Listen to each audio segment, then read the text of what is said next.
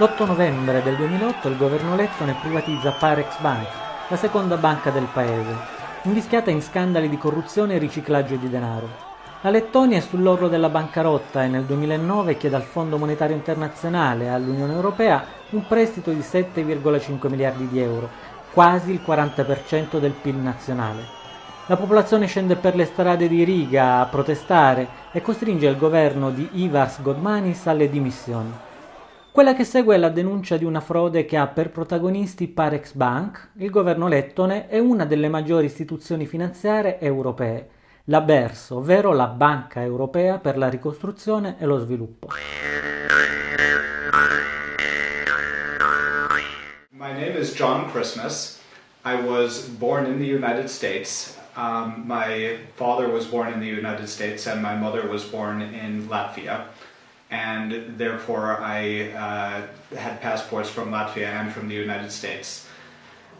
My background in education and in business was from the United States in economics and finance and banking.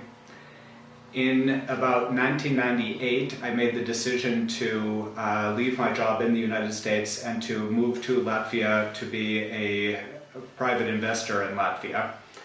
And in Latvia, I did a lot of networking at the American Chamber of Commerce and the British Chamber of Commerce and through some other organizations as well to meet a lot of the business community in Latvia.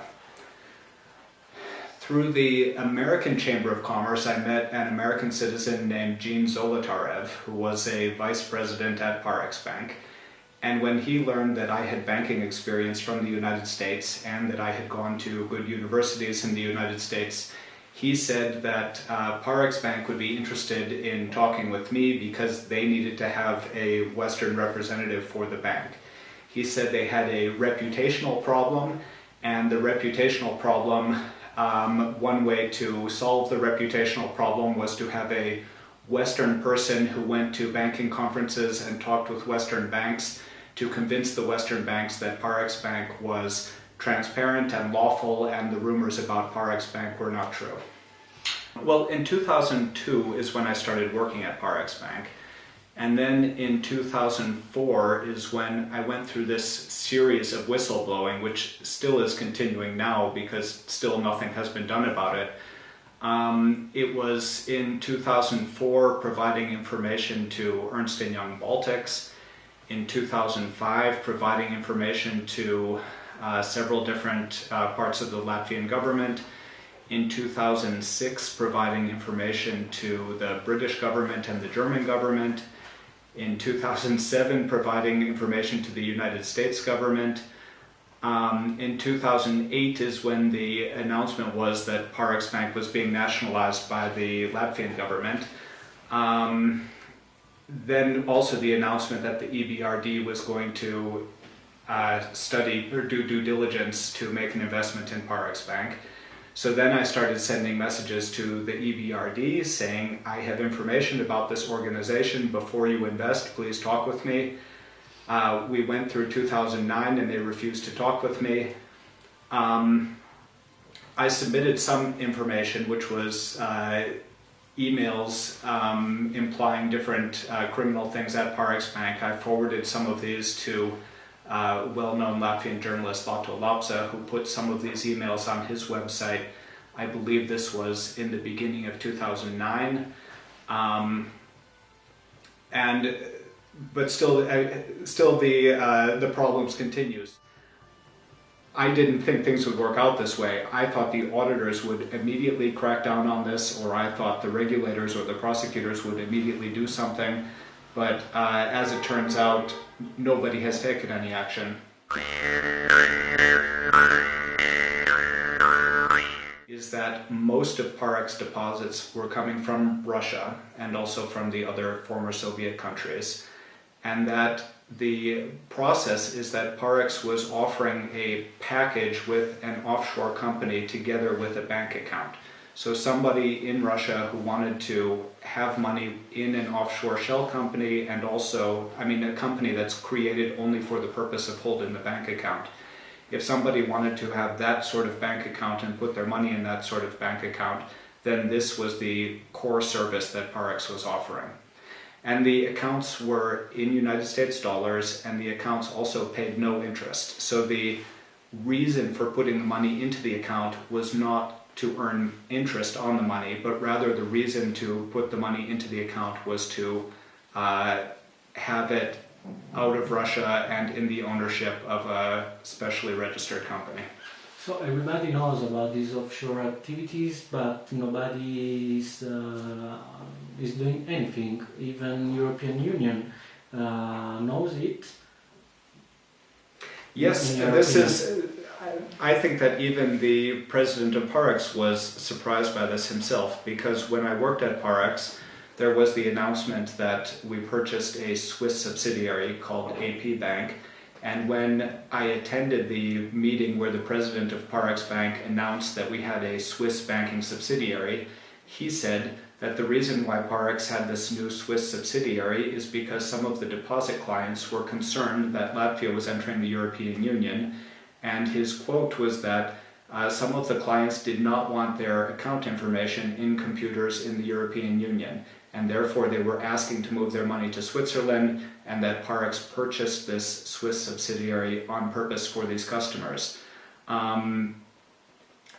It's an interesting thing to publicly announce as a purpose for having this Swiss subsidiary, but in retrospect, it didn't matter anyway, because nobody got in any trouble with their accounts, even the accounts that stayed in the European Union. Those accounts are still there. Not only are those accounts still there, but in fact they were bailed out by European Union taxpayers.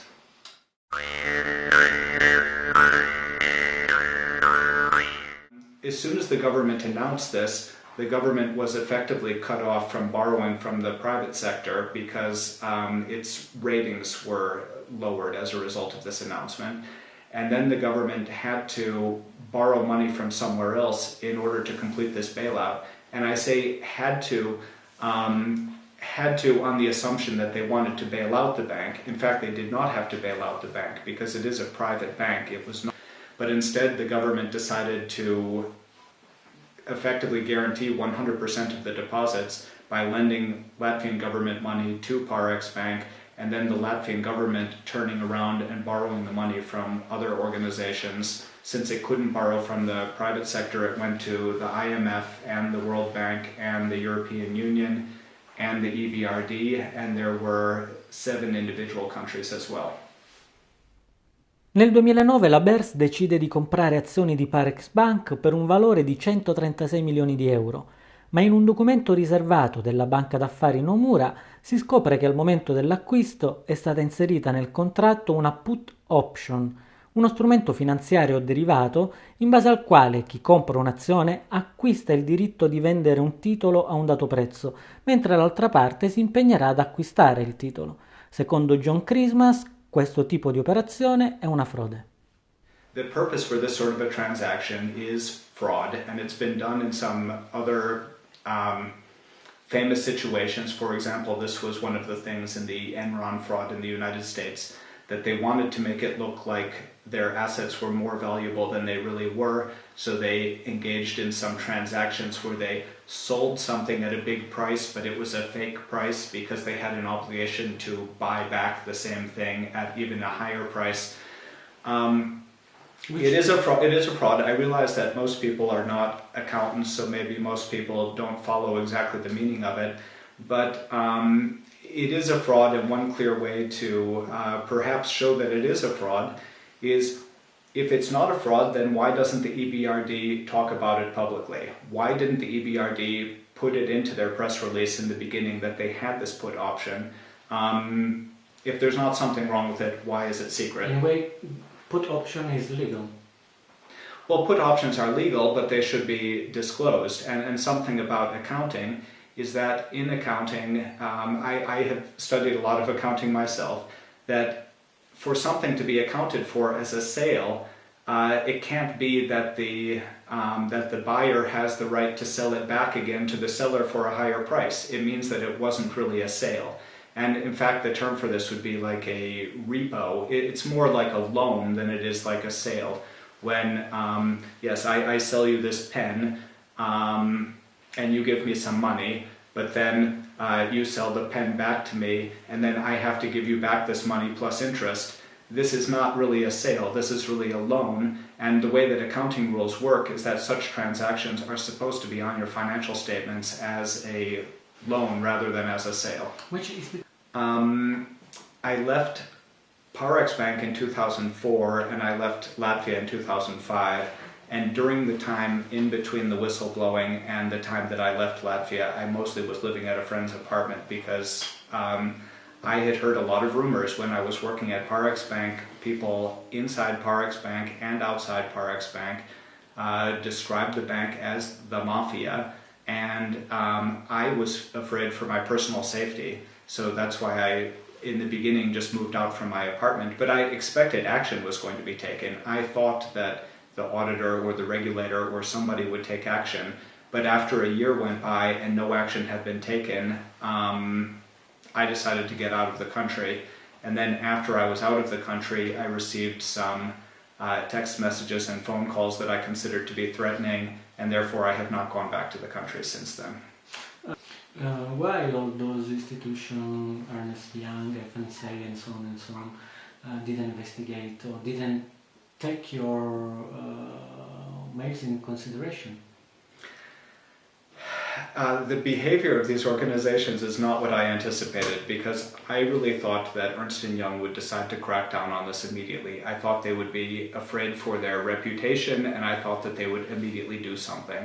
The fact that they chose to not do anything, and the response I got from two different people at Ernst & Young who I talked with about this was to get angry at me for whistleblowing rather than to thank me for the information.